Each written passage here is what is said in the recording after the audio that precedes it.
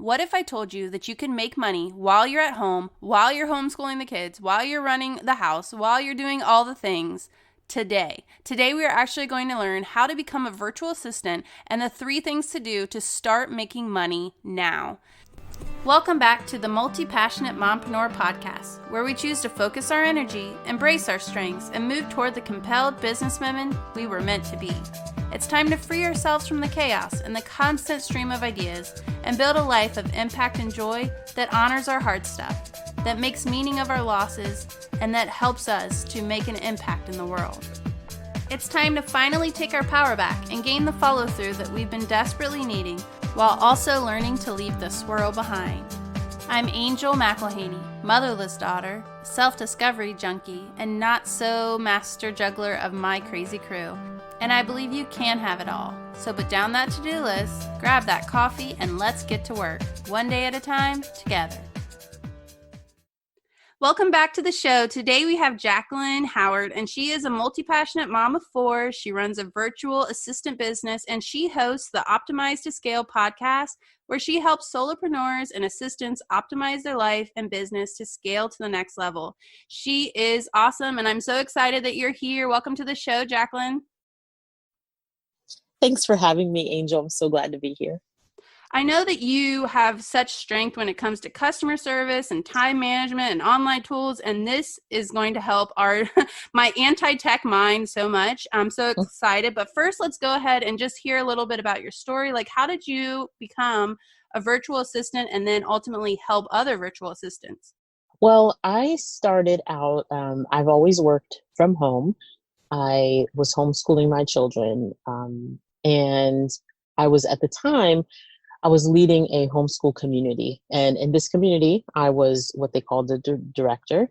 And so I hired the teachers and I trained them and paid them, and I would send out, community emails each week. And there was this whole, planning events and ceremonies and play dates and all the things.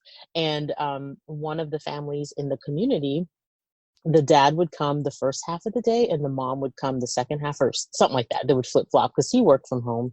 I later found out he had an online business. Anyway, so I guess he just noticed all the things and he was like, "Hey, I noticed you do all of this stuff and you don't seem to really be breaking a sweat.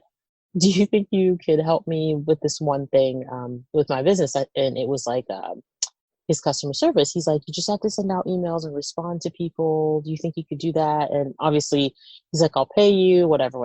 And I was home with the kids, and there were gaps of the day where they were napping or watching a movie or something like that, where I was like, I could answer a couple emails. And so that's how I officially got started. And it was nice, having a couple $100 extra each month, just to answer emails, which is what I did anyway. And then as the years went on, it evolved and he would show me new things and add on to my list of things I'd help him with, until it became what's now my business. Now I do that full time. So yeah, that's how I got started. It was I didn't set out necessarily to start a business. I was just doing what I was doing, and someone noticed and offered to pay me for it. That's awesome. And what I really like that you just said there is that chances are each of us has something that comes naturally to us that we excel on, that we, like you said, don't break a sweat doing, that just is easy to us. And we might not always notice it because it comes easy to us. And we might even not even realize that other people could use that same service. So one, I think it's awesome that he spoke out about it. But was there a time, so when did you realize that what you were doing was actually virtual assistant? It was probably 2 years after, like, I'd been working with him for 2 years, and I think he may have asked me to do something. And I knew that it was a really busy launch for him, and I didn't want to bother him and ask him what that was, because he'd been in the online world forever. And so he would just like say things. And I didn't want to ask. I was like, sure, right on top of it. And so I was on the Google looking up what it was he was talking about. And because I love to learn. right? I do not mind learning. I love to learn. I love to dig and research and learn and figure stuff out. So I was researching and looking up the thing he needed me to do, and I figured it out. But somewhere in all that internet digging, I this ad popped up for, do you want to be um, starting your virtual assistant business or something like that? And I was like, what does that even mean? But something in it resonated with me, so I clicked on it, and then it listed like, you could do this and this and this and this and this and make this much money from home. And I was like, are you kidding me? And so that's like 2 years after, I started with him, that's when I found out about it could actually be a business. And the more I looked into it, I realized there's a whole bunch of women out here and men making a full-time living without having to work full-time hours, so to speak. So that's how it got started. Did that answer the question? Yeah, you totally answered it. And here's the thing is I know that in our chat that you had actually at one point was like, Angel, you kind of do virtual assisting. Like you kind of are helping people with their podcasts and helping them with their Yes. groups and all the little things that you seem, you don't even realize, but that is kind of one level of virtual assisting. It's just that you haven't named it or declared it. And one thing that I heard that you said that you did was that you started, and I know that for an Enneagram 1, it probably was hard for you to not, have all the answers or to start messy or not know what all those words that maybe he was throwing at you, but you found a way. And so I just want to commend you on that, because so many people get stuck in the woods of like not knowing everything that they just don't go into action. And the thing is you have a benefit at home if you are at home or working from home, or you have the dream of working from home. And that is the gift of some cracks of time of your day that you can kind of claim for yourself.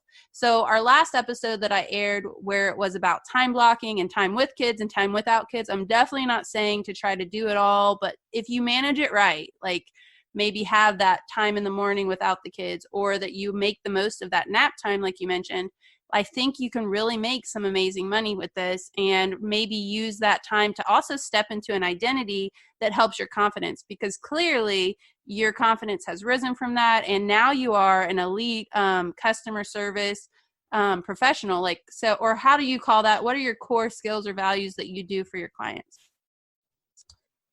I I would say, yeah, customer service is the one of the main things that I do for my clients is just being a customer service lead and just making sure that the customer experience is a delight from start to finish and beyond, right?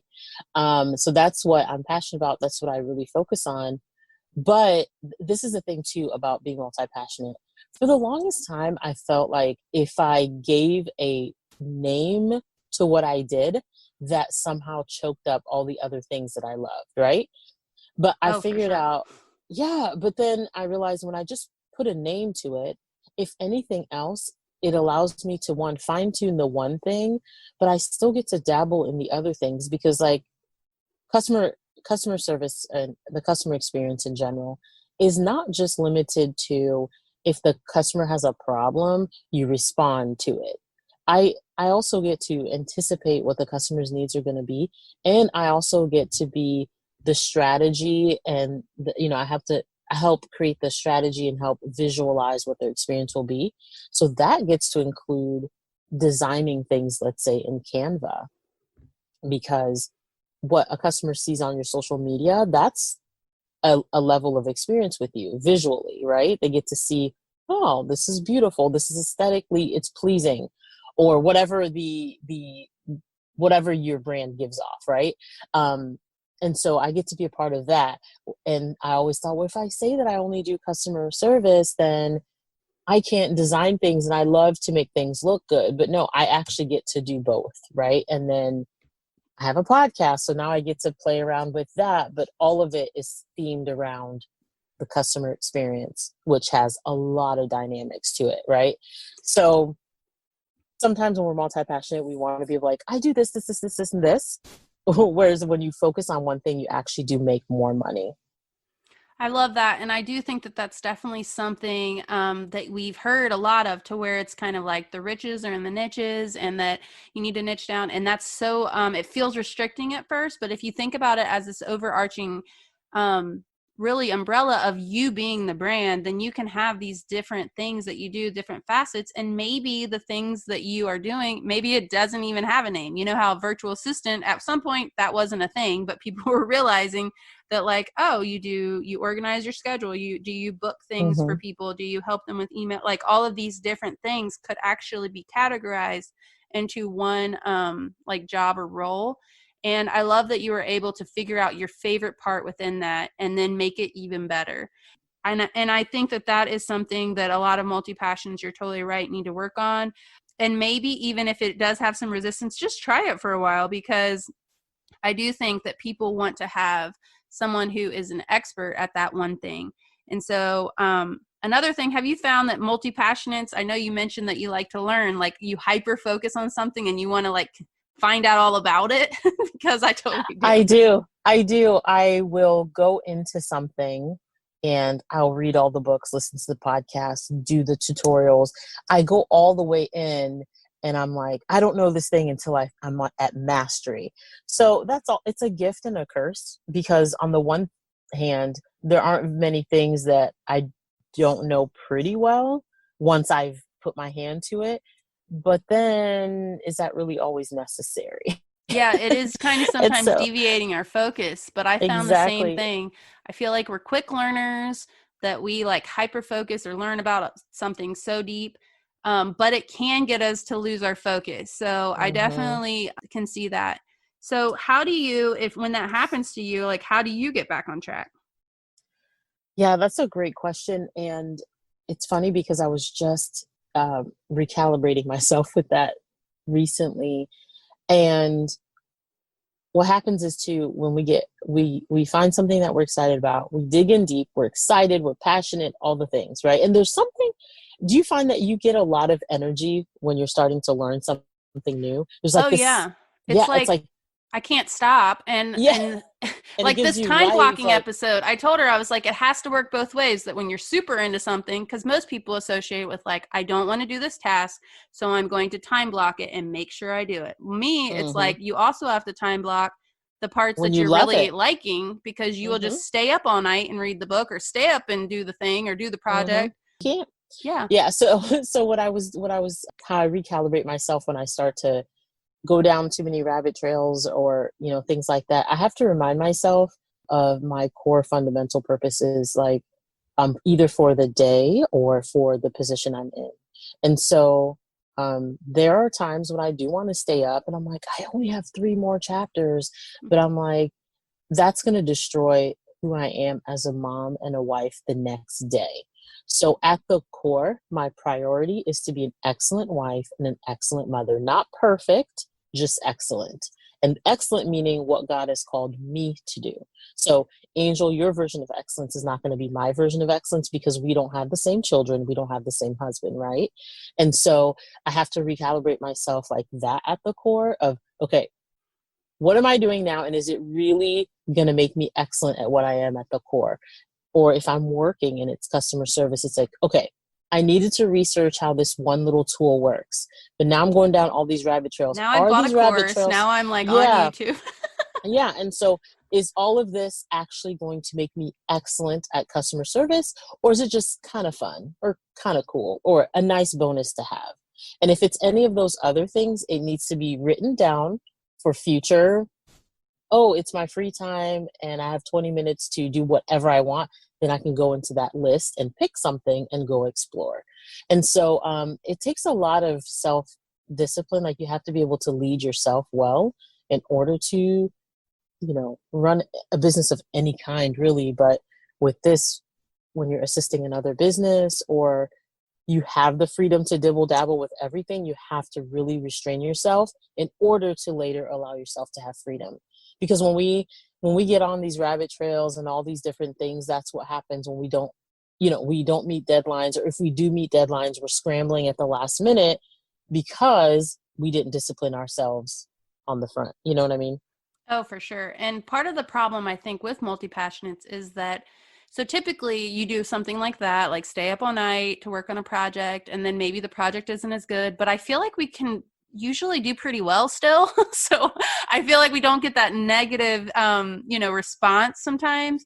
that would make us Not change our always. ways. So, Yeah, not always, but what usually what it is I it's I heard a great quote. It said basically you want to be able to determine that your excellence will be consistent versus whoo, we pulled that off again. You know what I mean? yeah, you, for sure. you don't want to live in a state of, oh my god, like we did it, you know. It's better to it's essentially it's better to be consistently excellent, but knowing that you have the skill set to pull it off last minute if necessary, Yeah, I love instead that. of yeah, instead of living in the, ooh, we made it, we made it, we made it, we made it. I mean, at some point it just, I don't know, it doesn't give you margin to live freely. I feel like that keeps your heart racing all the time, like, okay, we got to make the next deadline, we got to make the next.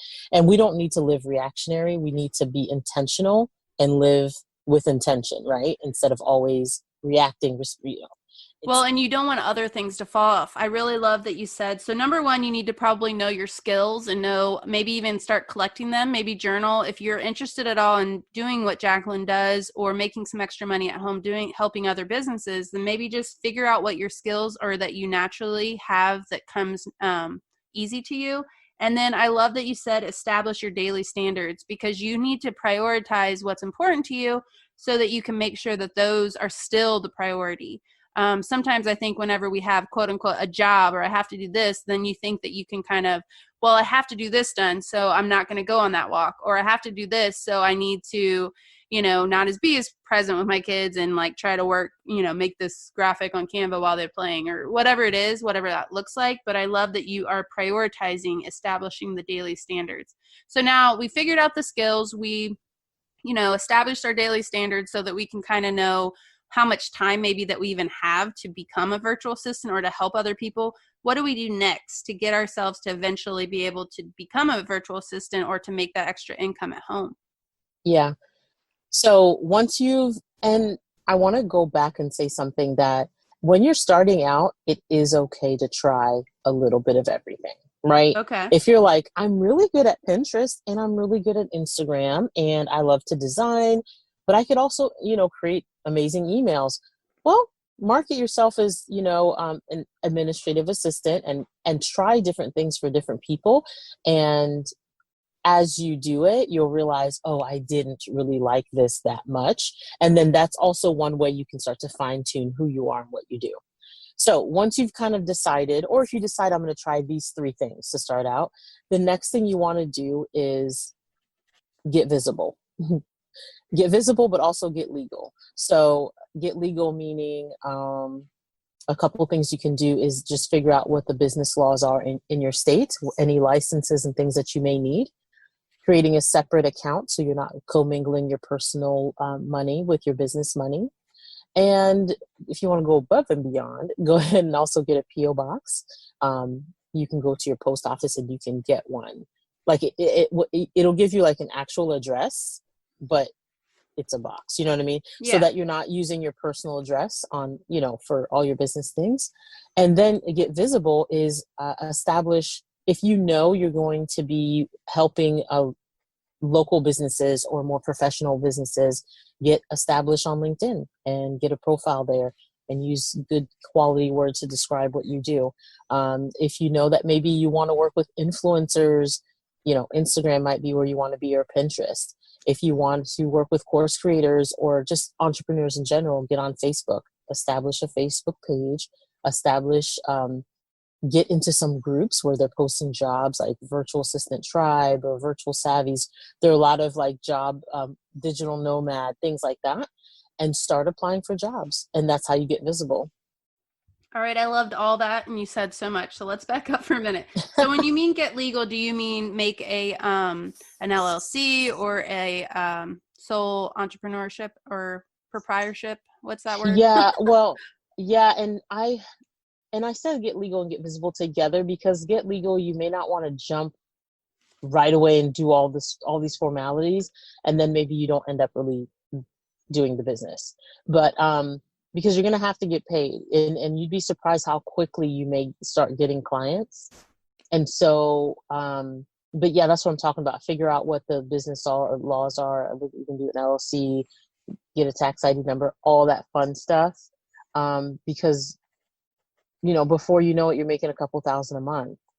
And you have to pay taxes, you have to do things the right way.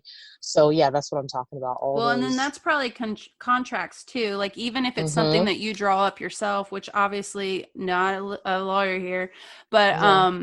even if it's something to just make the expectation super clear that you Yes, are paying me exactly. for this in exchange Mm-hmm. for this, I think that's super smart. Yeah, Um, and establishing the boundaries and the scope of the work, the contracts, or also then, setting up how and where you're going to get paid, what platforms you're going to use. Um, that's yeah, it's it's simple, but it takes a effort. So establishing your services that you want to deliver, that you want to offer, that's one. And two, establishing where you're going to get paid. Are you going to use PayPal? Are you going to use Wave? What are you going to use? Or Dipsado even. Establishing um, legal things, accounts, address, tax things, business licenses, whatever your state requires. And then get visible, start telling people what you're doing, start looking for businesses. There's a lot of job postings, people needing help. Tell your friends, tell any business owners you know. And a lot of people are jumping virtually and forgetting that right there in your town, in your neighborhoods, there are small businesses who have never really tapped into the online space, and they need help setting up a Facebook page or an Instagram page. So you could even start there. Yeah, a lot of the brick and mortar businesses that maybe haven't explored that and now maybe they're closed or they're restricted because of COVID, maybe they could really use this to kind of propel their business forward and to enter more of the online space because clearly that is not hasn't went less. Like that is the one area I feel like that has, through all this like exploded Right. because more people are at home. So, well, I loved all of your tips, and I feel like this gives people so much to go on to just start, and that really is, I think, the key for just getting out there. And I definitely will post some things in the show notes for some resources if you guys are interested in figuring out how to. Because I know already they're going to get lost on the get legal part because they're going to probably get the self doubt creep in. They're probably going to be like,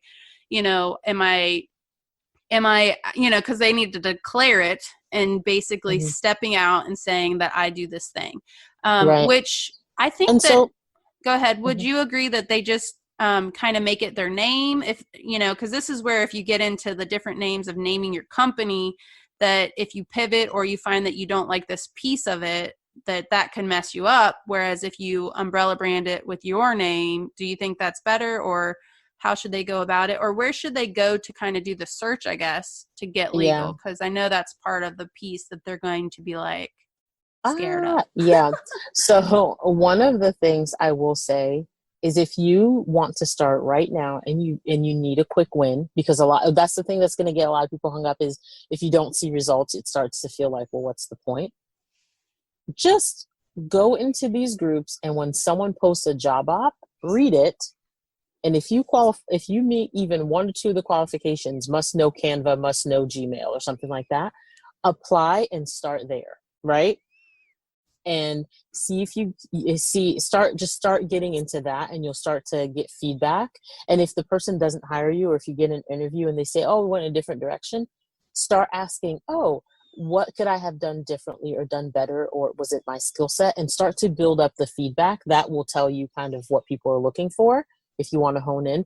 But just start applying for jobs, start telling people what you're looking for, and start there. Like, don't jump straight to like, I need a business name.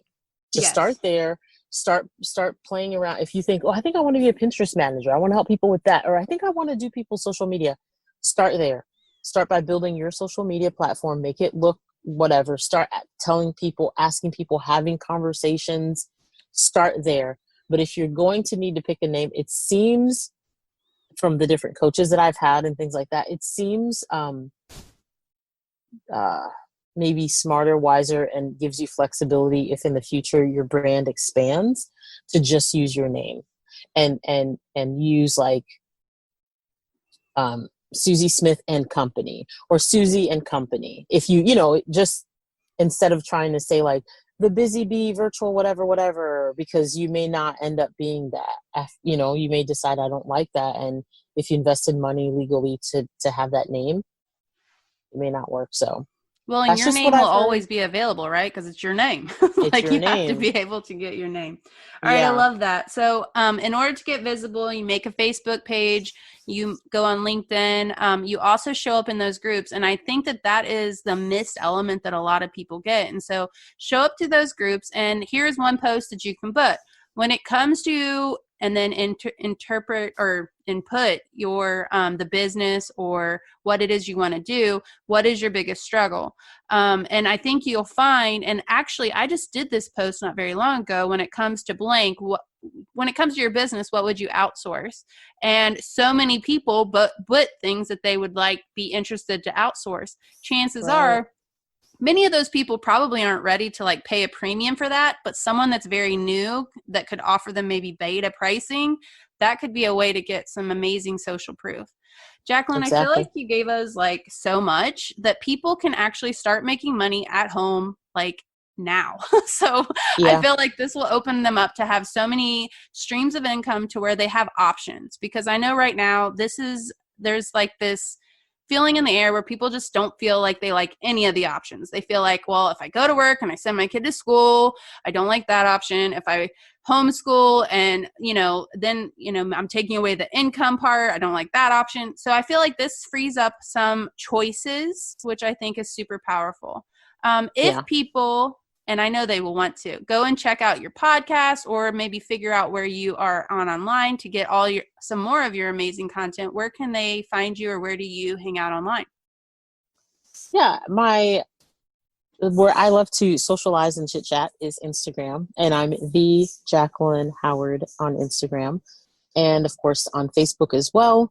If you find me there, my group is Optimized to Scale, the Facebook group where we have conversations in there as well. And I'm available to help people who just have questions about starting a virtual assistant business. And you know what?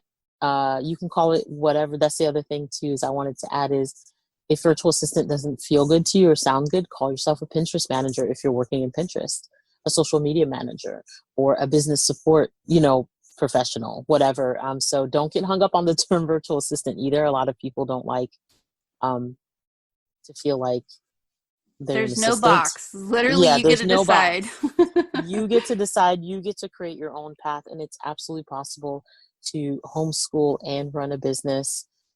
It's not easy, but it's worth it, and it is possible, and you can do it all, just not all at the same time. I So love that. if the kids are talking to you, you probably can't be on a phone call, but when they're watching a movie or they're asleep, you can be on a phone call. So you can do it all, just not all at the same time. Well, and that might mean that you kind of pick and choose what you want to do. So maybe instead of doing the things that directly you talk with clients, maybe you are behind the scenes editing podcasts or whatever that looks like. There's Right. so many people who are working or who have businesses that are growing to where they're really kind of getting to the burnout stage, and you Mm-hmm. could save them from that. So it's almost a disservice not to put yourself out there and do this, guys. That's right. That's right. So I think this is awesome, and I'm really excited for your new podcast and excited for your new group, and I hope that everyone hops over there so that you can get the amazing value that Jacqueline puts out into the world. But just another little tidbit, I want to tell you that you are capable, you are strong, and you can do the hard stuff. Even this, guys. All right, wishing you joy and abundance, Angel.